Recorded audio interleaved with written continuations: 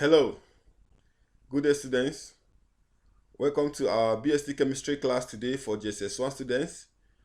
And our topic today is oxygen. Oxygen.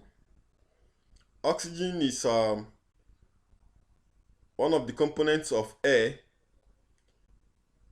which we have been able to treat in our previous classes. So we say that air is a mixture of gases, which includes nitrogen, carbon dioxide, oxygen, water vapor, noble gases, and dust particles. Okay, today our major focus is on oxygen. What is oxygen? How can we get oxygen? Where or how do we prepare oxygen? So our objective for this class is that at the end of this lesson, you should be able to explain the sources of oxygen and explain how oxygen is prepared from air. So what is oxygen and how is oxygen prepared from air? Okay, we say that oxygen is the 80th element or in the periodic table, and it forms about 21% of the Earth's atmosphere and about 50% of the Earth's crust. You see, that makes oxygen the most abundant element on Earth. So note, oxygen is the most abundant element on Earth. Okay, there are other ways or other sources in which we can find oxygen, but I will leave that to your senior class. When you get to senior secondary, you will learn about oxides of metals, triazosilicates, and triazocarbonates. So, but for this class, we are concerned with just oxygen and the main source of oxygen, which is air. So, our concern today is oxygen gotten from the atmosphere. Okay, so what is the main source of oxygen? How do we get oxygen, or where do we get oxygen from? So, oxygen is actually one of the byproducts of photosynthesis. Oxygen is one of the byproducts of photosynthesis. So how do we do this? We say that plants or green plants manufacture their food through a process called photosynthesis, and photosynthesis occurs with carbon dioxide and water as the major reactants in the presence of sunlight.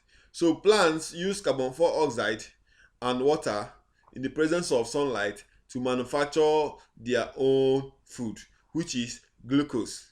So you can see that arrow pointing that carbon dioxide and water reacted in the presence of sunlight. So the arrow pointing towards the right shows us that these are the products of the reaction. So they reacted to give us glucose and oxygen. So this is one of the major sources of oxygen, and it is the major source of oxygen. So oxygen in the atmosphere is gotten from plants. Does that make sense to you right now?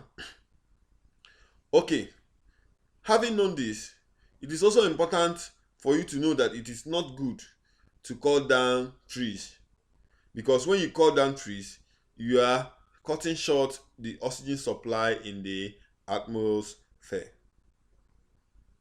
So remember, we were taught that human beings or living organisms, animals, breathe in oxygen and bring out carbon dioxide. Now plants take in carbon dioxide and bring out oxygen. You see, it's a mutual thing.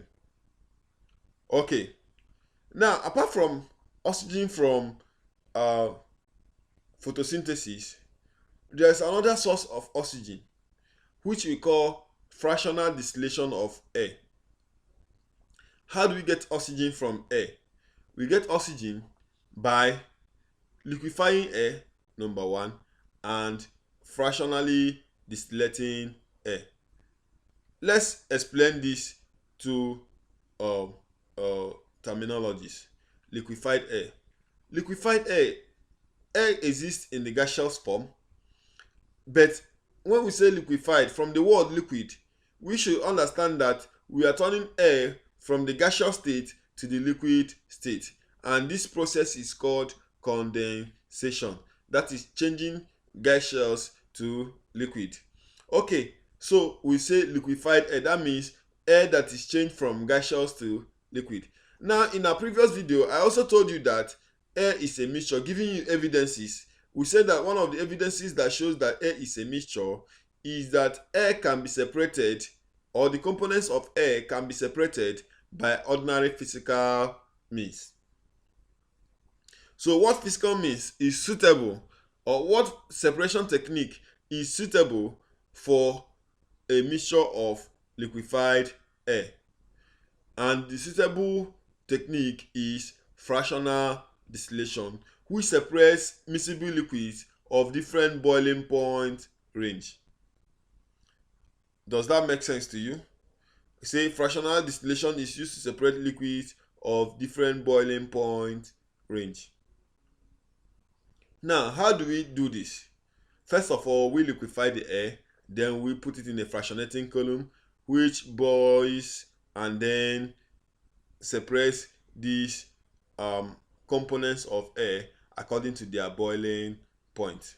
So I have a video here I want to show you, so just pay attention, take down necessary notes, and sit tight and watch this video.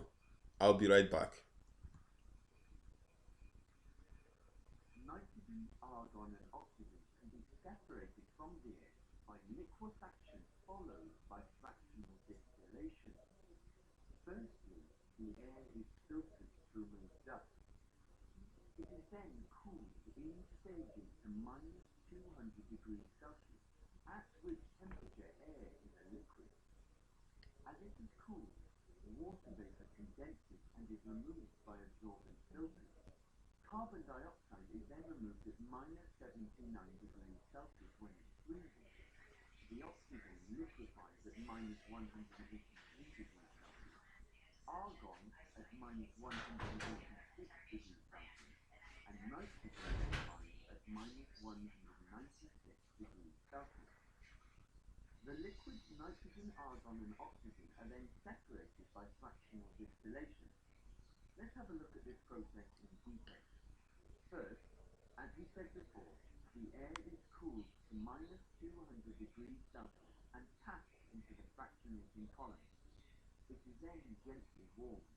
The temperature rises to -200 degrees C, and when it gets to -196 degrees Celsius, the nitrogen boils off and is collected. When it reaches -186 degrees Celsius, the argon boils off, and when it reaches -183 degrees Celsius, the oxygen boils off. Now, pause the video and think of another process that uses the same technique. Okay, the video has shown us how oxygen is separated from other mixtures of air. Okay, there are other mixtures that could be separated using fractional distillation. One of the mixtures is petroleum or crude oil, which we use fractional distillation to separate. You have seen how oxygen is separated from other mixtures of air, which includes the noble gases. Here in the video we used argon. Argon was used in the video, which is one of the most abundant in air. We also have nitrogen and oxygen. We saw how dust particles are being removed, water vapor and carbon dioxide. So these are the ways we can separate these mixtures of air, and oxygen in particular, which is our focus for today, can be separated by fractional distillation. So this is where we are going to end this class today. Your notes and your assignments comes up in the Google Classroom. In case you have not joined, please do well to join because you are missing a lot. Thank you and have a nice day.